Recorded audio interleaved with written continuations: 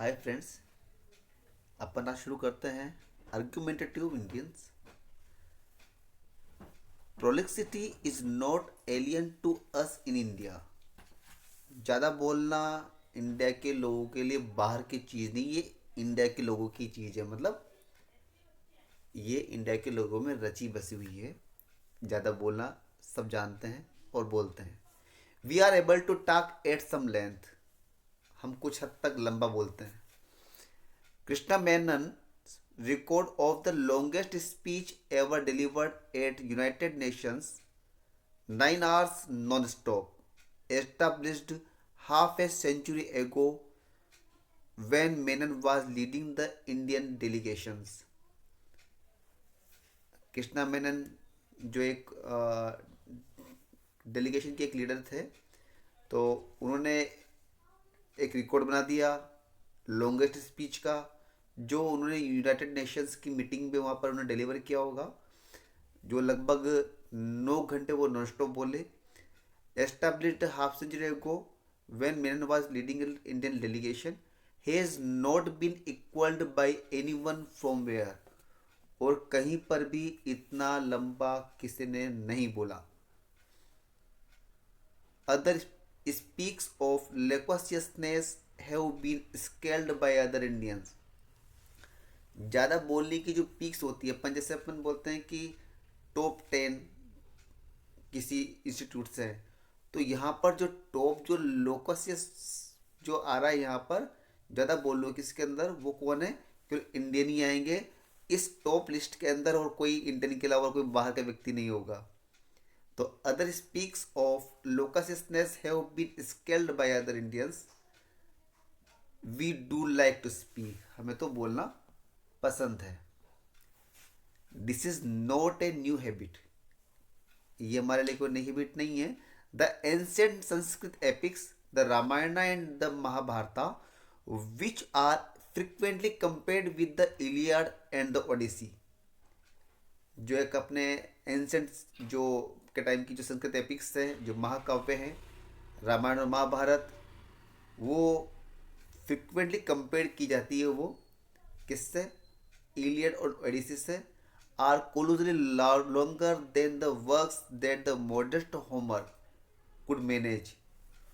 वो जो इलियड और ओडिसी जिसने लिखी है वो है मॉडेस्ट होमर। तो ये जो मॉडेस्ट वर्ड लगाते हैं, एक्चुअली ये हम उनको सम्मान देने के लिए लगाते हैं। मॉडेस्ट वर्ड हमारे लिए सम्मानित, पूजनीय, जिसको अपन बोल सकते हैं।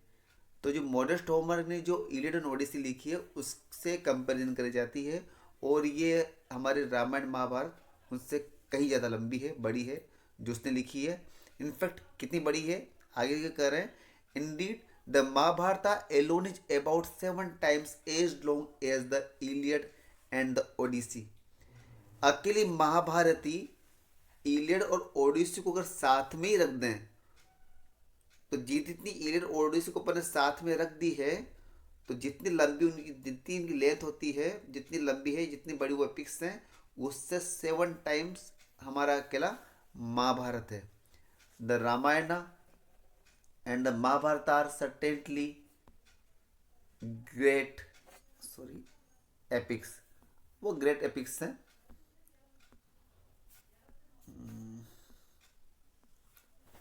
I recall with much joy how my own life was vastly enriched when I encountered them first as a restless youngster looking for intellectual stimulation as well as sheer entertainment.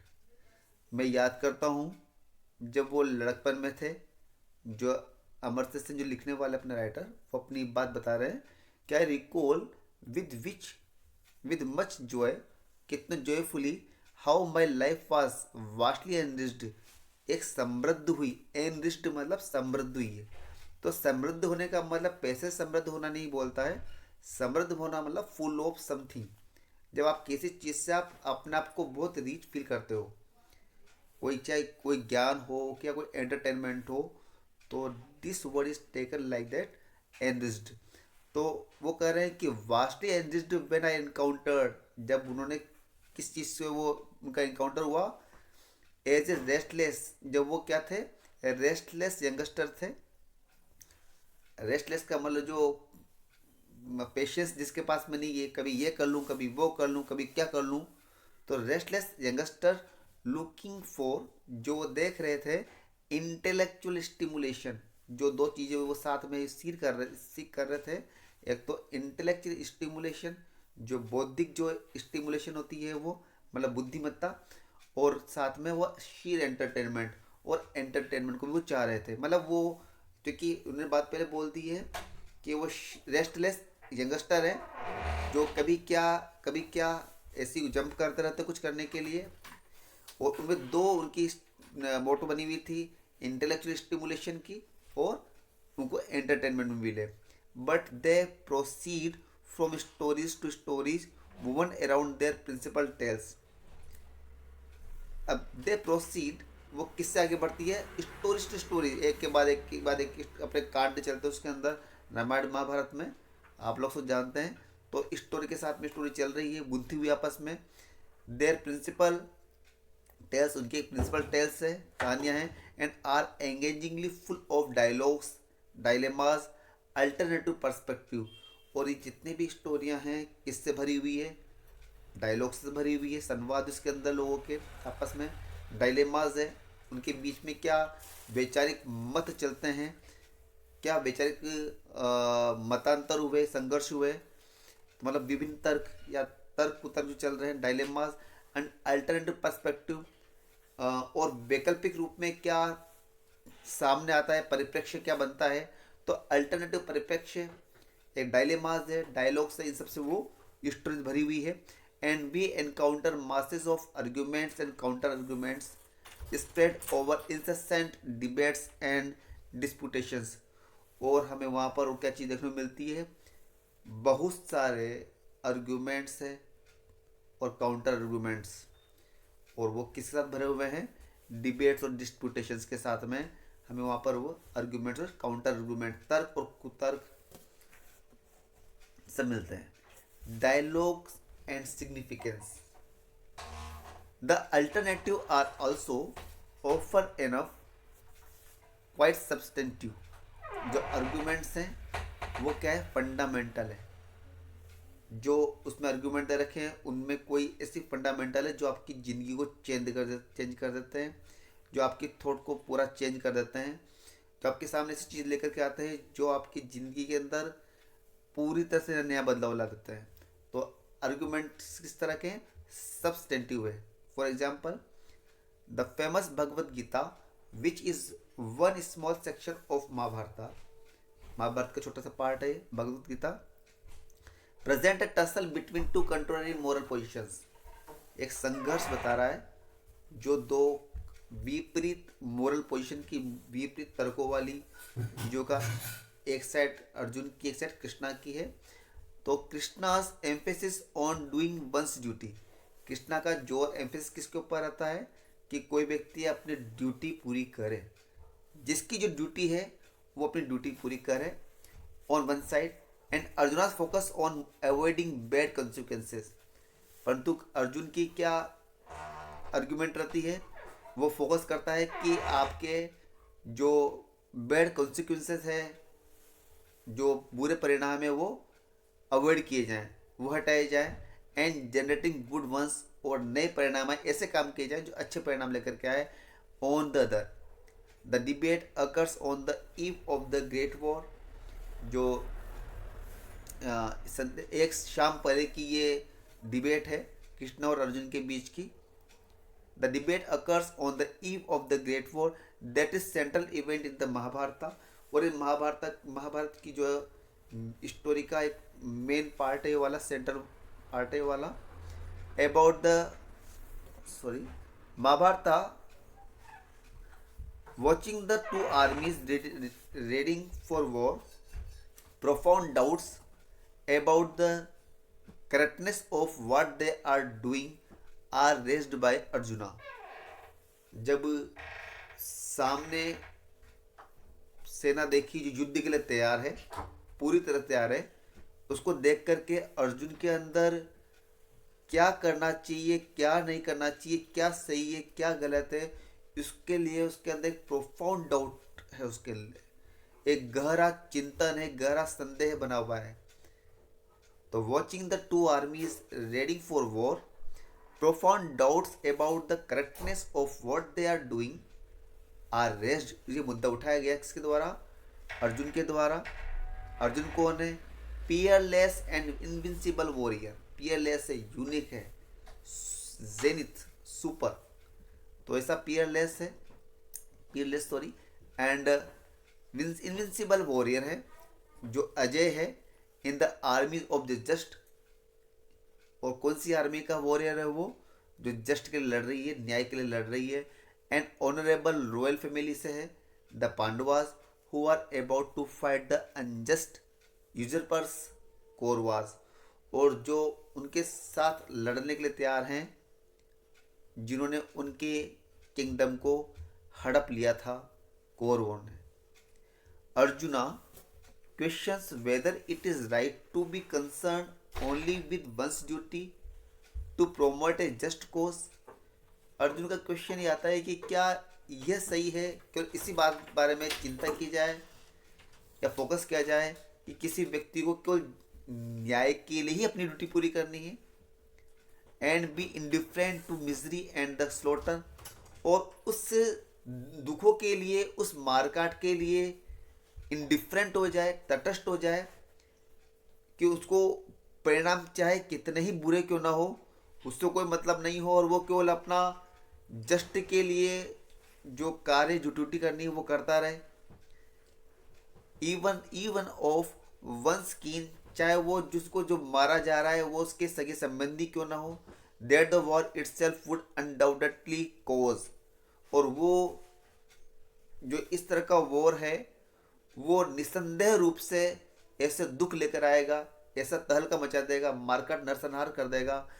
ऐसे जो मिस्री होगी और जैसे स्लॉटर होगा, उससे क्या indifferent कोई व्यक्ति रहे और अपनी ड्यूटी को पूरा करता रहे। Krishna a divine incarnation in the form of human being. Krishna भगवान जो एक डिवाइन अवतार माने गए हैं इंसानों के बेस में। In fact he is also Arjun charity. वो अर्जुन के सारथी भी हैं, वो सब जानते हैं। अर्ग्यूज अगेंस्ट अर्जुना, वो उसके विरुद्ध अर्ग्यू देते हैं। His response takes the form of articulating principle. तो उनकी जो रेस्पॉन्स है, response take the form of, बिल्कुल परफेक्ट जो प्रिंसिपल है उसको वो डिफाइन कर रहे हैं यहाँ पर, कि his response take the form of articulating principle of action. Action लेने की जो को लेकर को जस्टिफाई कर रहे हैं पूरी तरह से। वो क्या है? Based on the priority of doing once duty. और वो किस पर आधारित है उनका प्रिंसिपल? कि किसी भी व्यक्ति को अपने ड्यूटी को पूरा करने पर को प्रायोरिटी देनी चाहिए, अपनी ड्यूटी को पूरा करे। Which have been repeated again and again in Indian philosophy. और यही चीज़ इंडिया की फिलोसॉफी के अंदर बार बार आती है कि कोई भी व्यक्ति अपनी ड्यूटी को पूरा करे, चाहे वो गवर्नमेंट हो, ड्यूटी को पूरा करे। Which have been repeated again and again in Indian philosophy. Krishna insist on Arjuna's duty to fight. Krishna जो है वो इंसिस्ट करते हैं अर्जुन की ड्यूटी के लिए जो है वो फाइट करने की। Irrespective of his evaluation of consequences. परिणामों का मूल्यांकन कैसा भी हो उससे मतलब नहीं है, परिणाम किसी भी की तरह के हों उससे मतलब नहीं है। अर्जुन को अपनी ड्यूटी पूरी करनी है, लड़ाई करनी है। It is just cause, it is a just cause है कि न्याय के लिए युद्ध है ये। And as a warrior and general on whom his side must rely. वो एक वो योद्धा है और एक जनरल है, किसका? जिस साइड का वो जनरल है, जिस साइड का वो योद्धा है, उस पर वो पूरी सेना उसके ऊपर विश्वास करती है। Arjuna can not waver from his obligation. Arjun अपने इन कर्तव्यों के से अपने आप को दूर नहीं कर सकता। No matter what the consequences are. उसको तो युद्ध करना है चाहे परिणाम कैसे भी हों।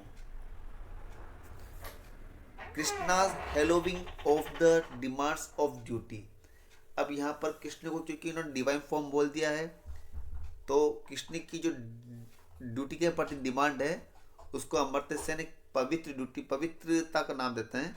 तो कृष्ण की जो ये ड्यूटी की जो डिमांड है ये पवित्र है, और ये क्या है, विज द आर्गुमेंट, आर्गुमेंट को जीत जाती। जो टसल बना हुआ है कृष्ण और अर्जुन के बीच में, जो जो टसल बन गया है उनके मॉरल को लेकर के डिबेट हो गई है, तो उसमें कौन जीतता है, कृष्ण के जो हेलोविंग है वो जीत जाती है। At least as seen in the religious perspective, जैसे कि अपन एक धार्मिक परिप्रेक्ष्य में अपन देखते भी हैं। Indeed Krishna's conversation with Arjuna, the Bhagavad Gita became a treatise of great theological importance in the Hindu philosophy। वास्तव में क्या है, कृष्णा की और जो अर्जुन के बीच में जो बातचीत है वो भगवत गीता के रूप में एक छोटी बुक जो है वही बन गई है, और वो अपने हिंदू जो फिलोसॉफी है इसके अंदर एक धार्मिक पुस्तक है, छोटी धार्मिक पुस्तक है। वो अपने आप में एक बहुत अच्छी इंडियन फिलोसॉफी रखती है, focusing particularly on the removal of Arjun doubts. और स्पेशली वो क्या कर रही है, अर्जुन का जो डाउट है कि मुझे, अर्जुन का डाउट क्या बन रहा है कि मैं क्या अपने ही सगे संबंधियों को मार डालूं, इतना नरसंहार कर दूं, केवल इसलिए कि मुझे एक न्याय के लिए मुझे लड़ना है और अपने लोगों में ख़त्म कर दूं, ये कहाँ तक उचित रहेगा।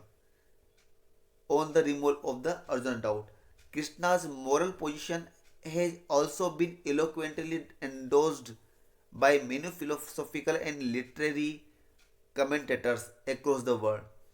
जो कृष्ण की जो मॉरल पोजीशन है या फिर जो मॉरल थॉट थी कि उस इंसान को अपनी ड्यूटी पूरी करनी चाहिए, चाहे वो उसका परिणाम किसी भी तरह का हो, वो इलोक्वेंटली एंडोस्ड है, इसको पब्लिकली इसको एक्सेप्ट किया गया है। कई जगह फिलोसॉफिकल और लिटरेरी कमेंटेटर्स के ऊपर उन्होंने इसके ऊपर कमेंट भी किए हैं, उन्होंने इसको यूज़ किया है।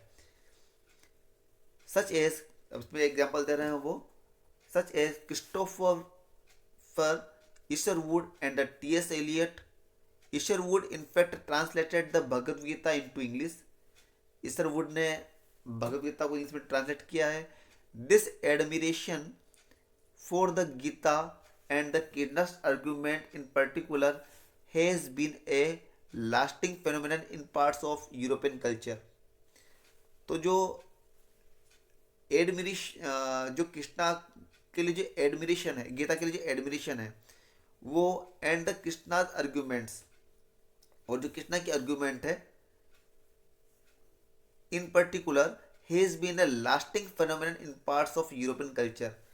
तो यूरोपियन कल्चर के अंदर वो अभी तक चली आ रही है, उस समय से, जब से वहाँ पर यूरोप के अंदर इसको जब ये इसको ट्रांसलेट किया गया है तब से ये एक वहाँ का एक पार्ट बन गया है कि अपनी ड्यूटी को पूरा करते रहें।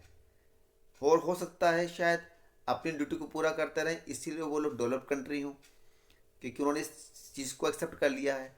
तो this admiration for the Gita and the Krishna's argument in particular has been a lasting phenomenon. Lasting phenomenon का मतलब जो कंटिन्यू कोई चीज़ चली आ रही है और अभी तक चल रही है, तो लास्टिंग एक लंबे पीरियड में चल रही है। In parts of European culture it was spectacularly repressed in the early 19th century by the Wilhelm von Humboldt as the most beautiful, perhaps the only true philosophical song existing in any known tongue। तो it was स्पेक्टाकुलरली pressed, इसको press किया है 19th century में, किसके द्वारा, Wilhelm Humboldt के द्वारा। उन्होंने इसके लिए बारे में क्या बोला है, गीता के बारे में क्या बोला है, द मोस्ट ब्यूटीफुल, बहुत ही सुंदर, perhaps the only true philosophical song है, जो अब तक के जितने भी टंग को अपन जितने भी लैंग्वेज अपन जानते हैं उन सब लैंग्वेजों के अंदर सबसे पावरफुल और ब्यूटीफुल सॉन्ग कौन सा है, भगवद गीता का है। In a poem in 4 quartets Eliot summarises Krishna's view in the format of an admonishment। तो यहाँ पर जो एलियट है वो जो कृष्णा की जो व्यू है कि अपनी ड्यूटी को पूरा करो, परिणाम चाहे कैसे भी हों, वो उन्होंने किस फॉर्म में लिया है उसको, स्कोल्ड में, फटकारने के फॉर्म, डांटने के फॉर्म में लिया है उसको। उसके बाद क्वार्टर्स लिखी उन्होंने, and do not think of the fruit of action, फल की चाह मत करो, don't think of the fruit of action, फल के, कर्म के जो फल है, एक्शन का जो फ्रूट है उसके बारे में, मतलब कर्म फल की चाह उसके बारे में ना सोचें। फेयर फॉरवर्ड, हमेशा आगे बढ़ें। Eliot explains not fare well, Eliot यहाँ पर एक्सप्लेन करते हैं कि नोट फेयरवेल, कभी इस चीज़ को विदा मत कहो, उसको फेयरवेल मत दो, बट फेयरवर्ड, मतलब हमेशा आगे बढ़ो। जैसे कि वो जैसे आगे बढ़ते हैं, जो समुद्र में जो यात्रा करते हैं, वो ऐसा नहीं कि उन्होंने फेयरवेल किया है, उन्होंने वो आगे बढ़ते रहते हैं, आगे बढ़ते रहते हैं, क्योंकि बीच में कुछ टापू वगैरह नहीं है, आगे बढ़ना है, किसी को विदा नहीं देनी है। फेयरवेल जो वॉयजर्स है उसके लिए यूज़ किया है कि वॉयजर्स के सामने कोई टापू नहीं है जहाँ पर किसी उनको दोबारा उनको फेयरवेल करके आगे बढ़ना है, उनको तो आगे बढ़ना है, वहाँ के पास फेयरवेल करने के लिए कुछ है ही नहीं है, इसलिए यहाँ पर वॉयजर्स को यूज़ किया वर्ड को। तो Eliot explains not farewell but fare forward voyagers, and yet as a debate in which there are two reasonable sides, the epic Mahabharata itself presents sequentially each of the two contrary arguments with much care and sympathy.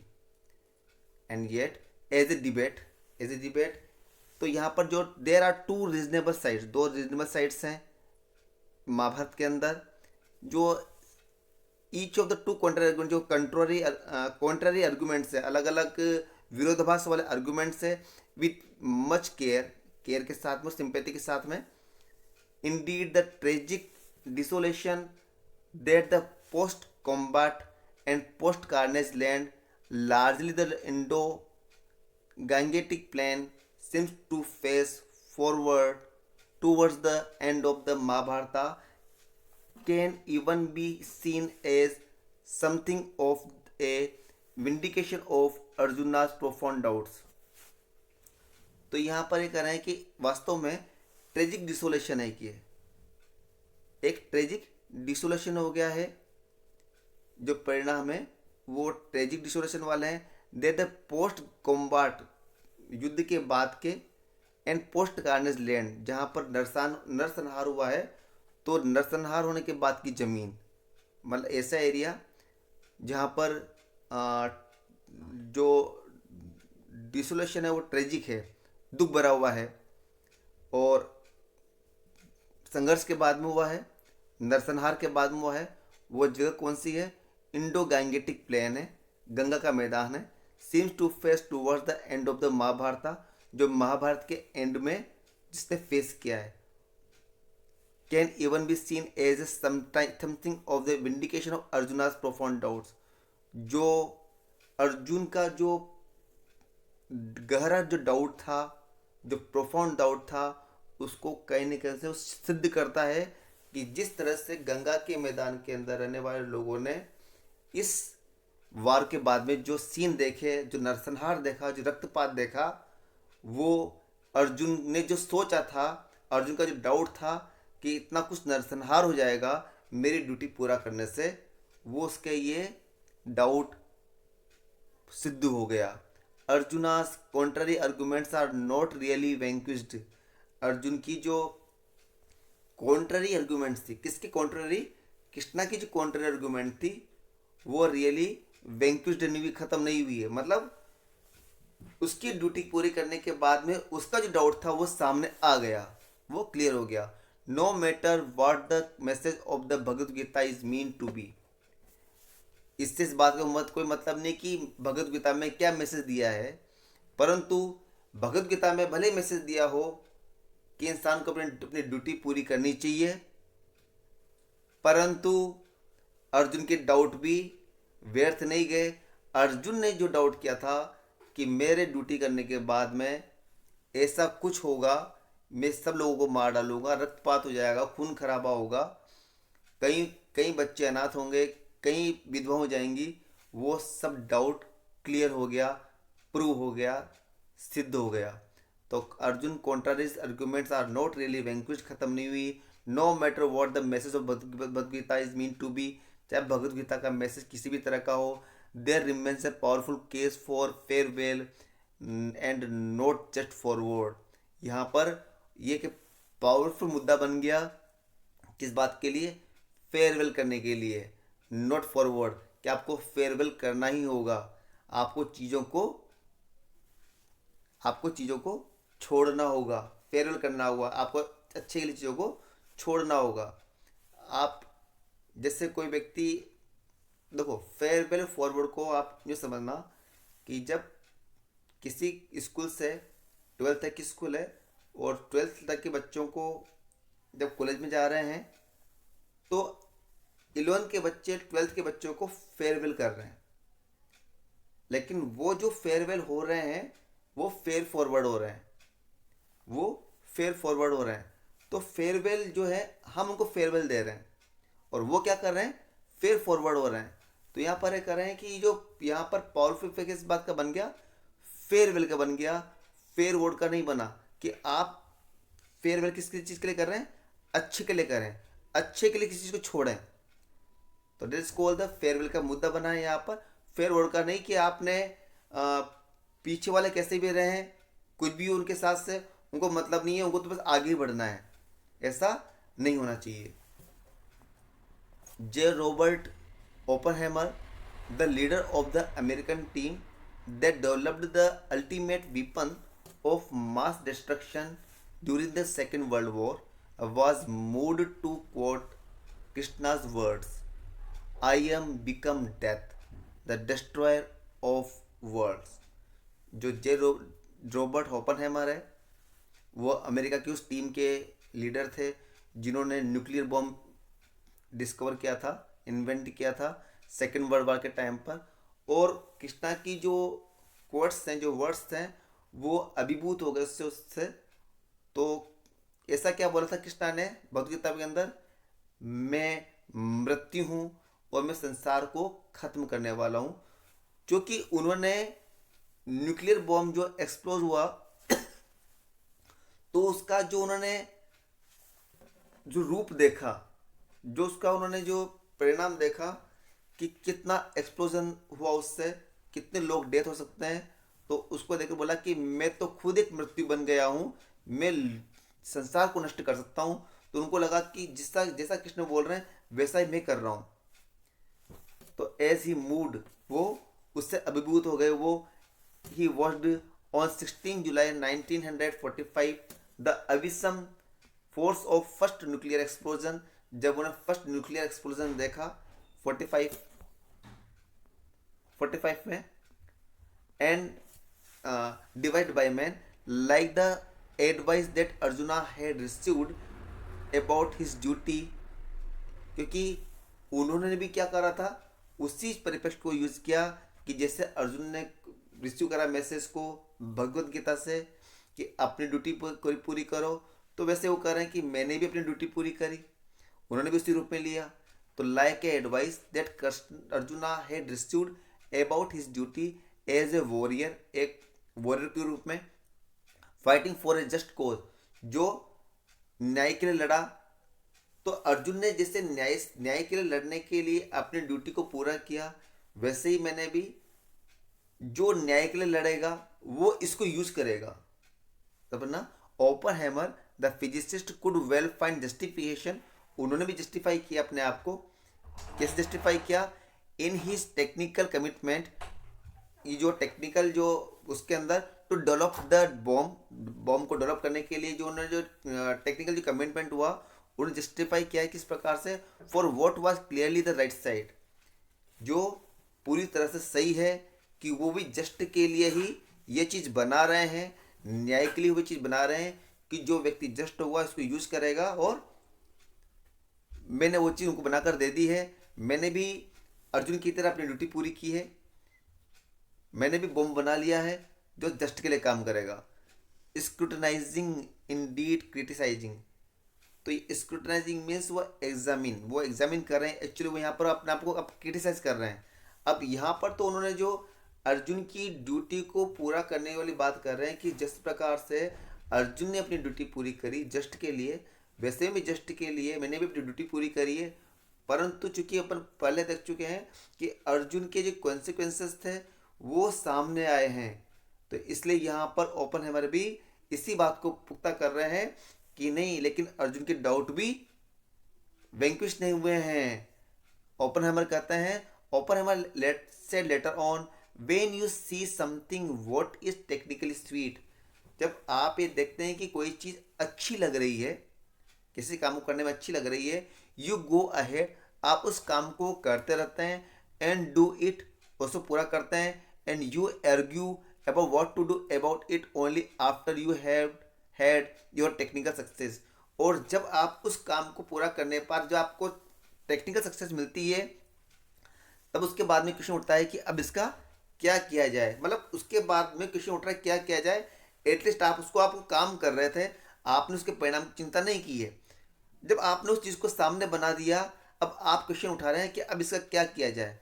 ये same condition बनी Alfred Nobel के साथ में, जब उन्होंने dynamite का आविष्कार किया था, तो उन्होंने ये नहीं सोचा था कि डायनामाइट से किसी की लोगों की ज़िंदगी को या बम के रूप में इसको यूज़ किया जाएगा। वो तो ये मान के चल रहे थे ये कहीं पर एक्सपोज करके और खुदाई करने में काम आएगी ये चीज़, परंतु उसको डायनामाइट को टेररिस्ट यूज़ करने लगे, तो उससे नरसंहार हुआ। तो यही कंडीशन यहाँ पर हो रही है कि जिसे अल्फ्रेड नोबेल ने भी जो बनाया था, वो उन्होंने अच्छी चीज़ के लिए उन्होंने बनाया था, लेकिन उसके बुरे परिणाम भी सामने आए। वही कंडीशन इनके साथ में कह रहे हैं कि अर्जुन की तरह ही मैंने भी अपनी ड्यूटी को पूरा कर रहा हूँ। तो कोई भी व्यक्ति जो अपनी ड्यूटी को पूरा करता है, ये सोच कर करता है कि हाँ ये मैं अच्छे के लिए कर रहा हूँ, मैं अच्छे के लिए कर रहा हूँ, मैं जस्टिस के लिए कर रहा हूँ, परंतु एक्चुअली उसकी टेक्निकल सक्सेस होने के बाद में क्वेश्चन ये बनता है कि अब इसका क्या किया जाए। बॉम्ब बन गया है तो बॉम्ब का अब क्या किया जाए। तो you argue about what to do about it only after you have had your technical success despite that compulsion to fare forward। किस कंपल्शन के बाद में कि आगे बढ़ने के जो एक विवशता है उसके बावजूद there was reason also for reflecting on Arjuna's concerns, कि आगे बढ़ते रहो आगे बढ़ते रहो, फल की चाह मत करो, पीछे क्या हो रहा है उससे कोई, जिसको आप छोड़ रहे हो उससे कोई मतलब नहीं है। आप आगे बढ़ने की जो आप ख्वाब देख रहे हो, तो आगे बढ़ते रहने से आपको इतना तो सोचना पड़ेगा कि जो अर्जुन की जो चिंताएं थी वो व्यर्थ नहीं थी। Despite that compulsion to fare forward, आगे बढ़ने का जो विवशता है, जो कंपल्शन है, उसके बावजूद भी आपको अर्जुन की चिंताओं पर भी ध्यान देना होगा कि जो आप जो काम कर रहे हैं उसके क्या परिणाम होंगे। How can good come from killing so many people, इतने लोगों को मारने के बाद में अच्छा कैसे हो सकता है।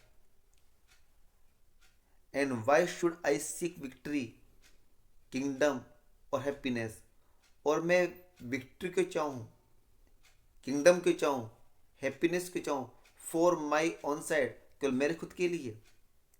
These arguments remains thoroughly relevant in the contemporary world, इस तरह की जो आर्गूमेंट है वो आज की दुनिया में, आज के टाइम पर रेलिवेंट है, संबद्ध है, बिल्कुल सही बैठते हैं।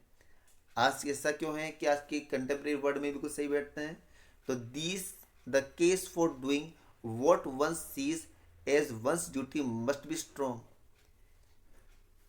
कि the case for doing what one sees, जो व्यक्ति जो काम कर रहा है वो उसकी ड्यूटी को पूरा करने के लिए कर रहा है, यह स्ट्रोंग होना बहुत ज़रूरी है। कि कोई व्यक्ति जो काम कर रहा है, अपनी ड्यूटी को पूरा कर रहा है, किसी भी मामले में इम्पोर्टेंट है, but how can be indifferent, परंतु उसके परिणाम किस तरह होंगे, किस तरह के होंगे, हमें उससे इंडिफरेंट भी नहीं रह सकते। दो चीज़ें हो गई, आप अपनी ड्यूटी को पूरा कर रहे हैं, आपको अपनी को जस्टिफाई कर रहे हैं, पूरा कर रहे हैं, परंतु उसके परिणाम किस तरह के होंगे, आप उनसे इंडिफरेंट भी नहीं रह सकते, तटस्थ भी नहीं रह सकते। तो the case for what for doing what one sees as one's duty must be strong, but how can we be indifferent to the consequences that may follow from our doing what we take to be our just duty? हमारी duty करने के बाद में जिस duty को हमने just duty माना है, उचित ड्यूटी माना है, उसको पूरा करने के बाद में परिणाम किस तरह के होंगे, हम उनसे इंडिफरेंट नहीं रह सकते।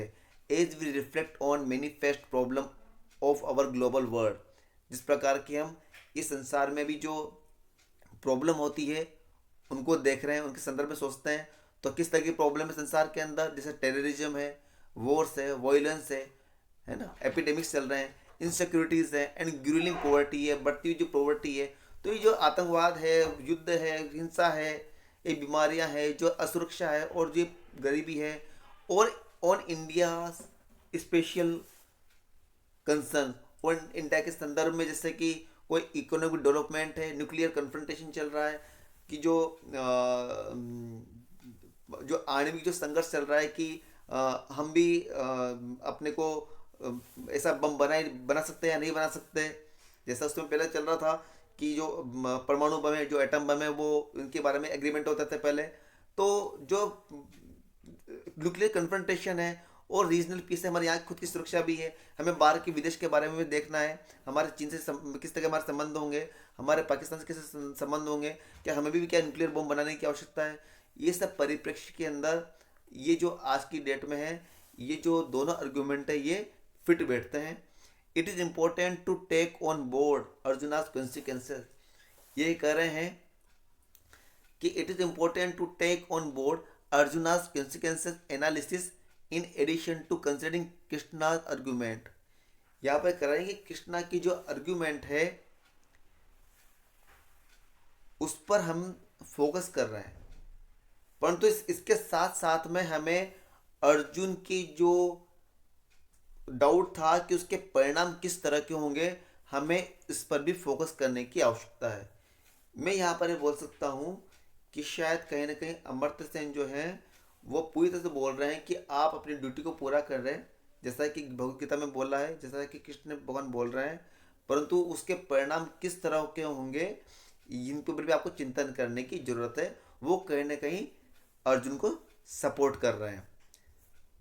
तो it is important to take on board Arjuna's consequential analysis, Arjun की जो परिणाम स्वरूप जो परिणाम जो निकल रहा है उसको आप बोर्ड पर ले रहे हैं, आप चिंतन में ले रहे हैं, वो भी जरूरी है। किसके साथ में? कृष्णा की आर्गुमेंट के साथ में भी, फॉर डूइंग वंस ड्यूटी, को अपनी ड्यूटी को पूरा करने में ही वो कृष्णा अपनी तर्क देते हैं। The univocal message of the Gita requires supplementation by the broader argumentative wisdom of the Mahabharata. तो यहाँ पर ये जो यूनिवोकल मैसेज है गीता का, जो गीता का ऐसा मैसेज जो यूनिवोकल है, वो सप्लीमेंटेशन है। सप्लीमेंटेशन का मतलब होता है कि जब आप कोई काम कर रहे हैं और उसमें ऐसे कोई छोटा सा ऐसा पार्ट जिसकी वजह से वो काम व्यर्थ हो गया, या फिर उस काम को पूरा करने के लिए एक छोटा सा पार्ट जरूरी हो गया। सपोज सप्लीमेंट्री एग्जाम, आपने एग्जाम दिया परंतु आप फेल हो गए या सप्लीमेंट्री आई है, तो आपको पास होने के लिए दोबारा एक छोटा सा एग्जाम और देना है, तो वो एग्ज़ाम आपके लिए इंपॉर्टेंट हो गया। अब वो एग्ज़ाम आपके लिए इंपॉर्टेंट हो गया क्योंकि आप उस एग्ज़ाम को देने के बाद में नेक्स्ट क्लास में आप जाएंगे आप। तो सप्लीमेंटेशन भी यहाँ पर है कि महाभारत को पूरा पार्ट के अंदर, अगर महाभारत के पूरा पार्ट को समझना है तो आपको भगवद गीता को समझना होगा, या फिर ये बोले कि भगवद गीता महाभारत का भले छोटा पार्ट है परंतु पूरा सार है, महाभारत का एक सेंट्रल पार्ट है वो, उसके बिना आपकी महाभारत अधूरी है। तो the univocal message of the Bhagavad Gita requires supplementation by the broader argumentative wisdom of Mahabharata. Mahabharat के अंदर जो आर्गुमेंटेटिव विजडम है, जो तर्क वितर्क करने की जो बुद्धिमत्ता है, जो संघर्ष चलते हैं, उसके अंदर गीता के उपदेश सप्लीमेंटेशन है, पूरक है वो, उसके बिना वो कुछ भी नहीं है। Of which the Gita is small one part, जिससे कि गीता जो है महाभारत का छोटा पार्ट है, स्मॉल पार्ट है, परंतु वो बेहद इंपॉर्टेंट है। इसका मतलब यही है। Okay, thanks. और लाइक शेयर सब्सक्राइब करें प्लीज़।